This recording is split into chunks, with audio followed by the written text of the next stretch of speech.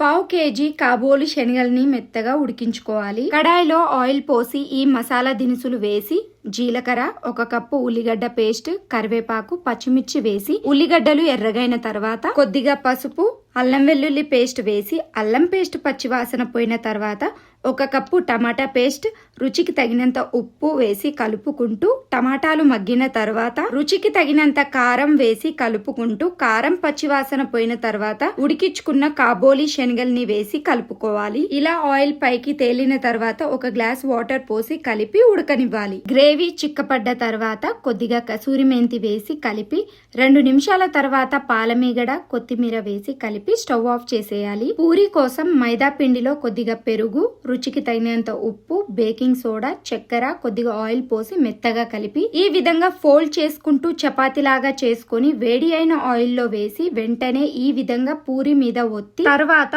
Oil ని పైకి ఇలా చల్లుకుంటే పూరి చాలా బాగా పొంగుతుంది. ఇలా పొంగిన తర్వాత 2 వైపులు తిప్పుకొని బయటికి తీసేయాలి. ఈ కర్రీని సర్వింగ్ బౌల్ లో పెట్టేసి కొద్దిగా పాలమీగడ వేసి కొత్తిమీరతో ఇలా గార్లిష్ చేసి పూరి ప్లేట్ లో పెట్టేస్తే chole bhature recipe ready. Chole curry ఈ విధంగా చేసుకొని పూరితో తింటే టేస్ట్ చాలా చాలా బాగుంటుంది. Thank you so much.